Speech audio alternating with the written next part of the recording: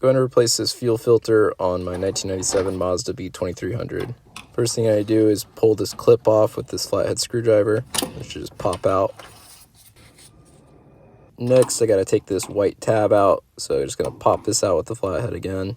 Now that I popped both of those off, I have this fuel line disconnect tab, so this just goes right in here, and then we'll be able to take the fuel line off.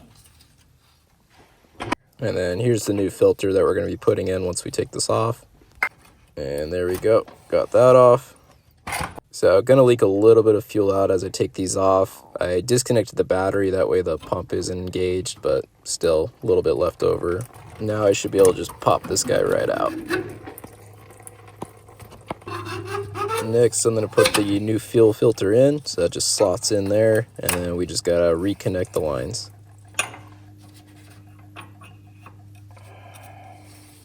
Again, here's the old filter next to the new one, so I was able to get that guy in there.